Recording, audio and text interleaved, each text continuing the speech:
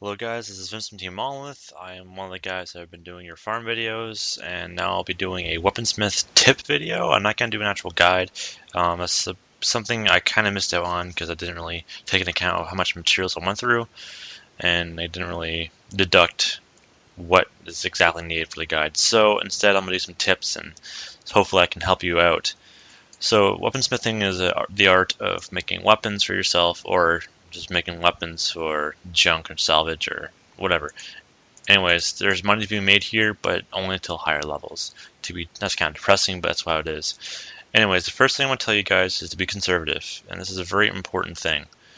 Conserving your materials is probably the best thing because you don't want to go out and refarm something like refarm like 2 mats. That means you have to go travel to a certain area, pay like 2 silver or 1 silver for the cost. That may be chump change, but still something that you shouldn't want to do, regardless. Because once you get to higher levels, you might be buying the mats like globs of Ectoplasm, which are about 25 silver per one, which is kind of ridiculous. But so being conservative, which means making things smart. So shields, these things take the least amount of materials if you're just making things with just metal. If you don't have any wood on hand, then make shields because it's 2 and 2. It's 4. That takes 4 bronze ingots. I'm only using bronze for example. Instead of like greatsword that takes 3 and 3, which is 6, or daggers that takes 3 and 2, which is 5.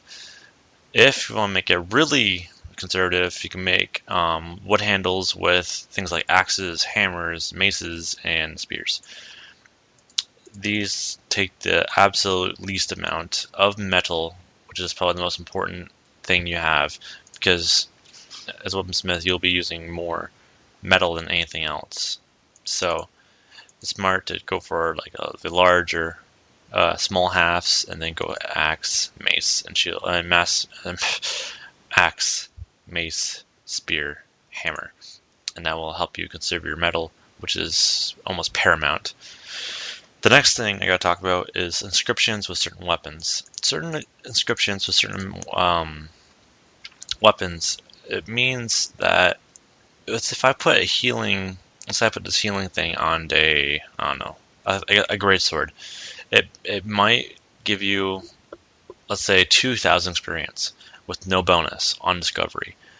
If you discover, let's say, this condition damage thing on a dagger, it will give you the experience plus bonus experience, which will give you like 2 or 3 levels depending, which is very, very important. You should probably do that.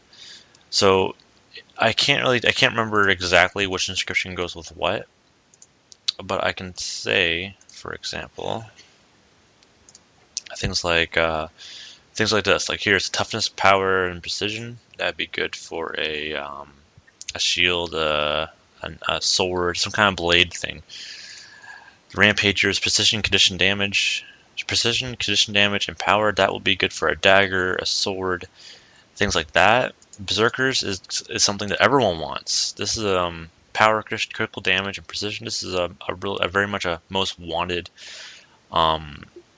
inscription on weapons. So if you're going to try and do this for profit, Berserkers is probably your best bet for those who want to do the most amount of damage possible, like crit warriors, or for elementalists and necromancers. You probably want condition damage with precision, or Valkyrie, which gives them power, crit damage, vitality.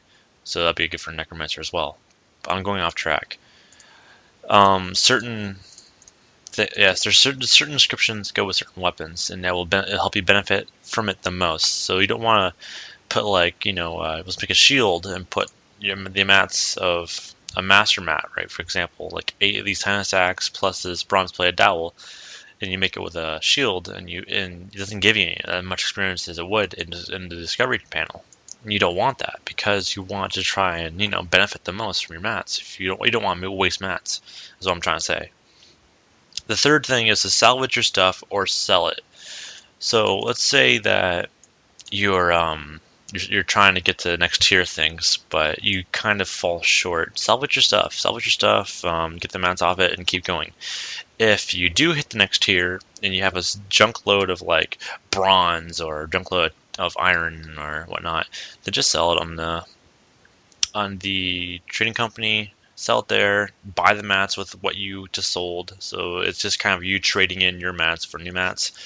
And the game is progressing in a way where everyone's farming, everyone's selling on the trading post. So a lot of the low level mats are going down, sort of.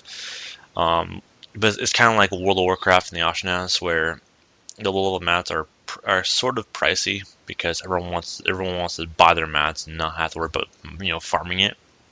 So that's that. But yeah, salvage your stuff and sell it.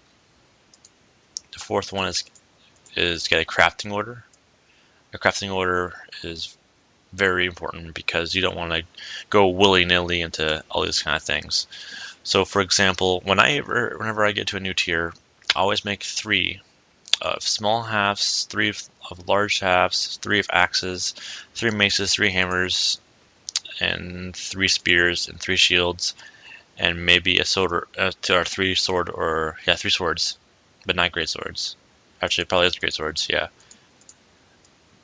Doing that, it allows you to mix and match all the inscriptions with those materials. That way, it'll help you conserve your materials. First off, it's back to my first point about conserving your materials. But if you have 3 of everything, that gives you some room to, click this sword, and then this inscription, and you can get 3 times with the 3 different inscriptions. Just try to make 3 of everything, and hopefully that will work out for you. Another point is to remember that you can buy rare inscriptions. These are very awesome. I mean, not awesome, but very good. For example, when I was leveling with Orichalcum, with Mithril, not Orichalcum, and I made a rare, that thing gave me at least 10 levels, and I used the right inscription with the right weapon.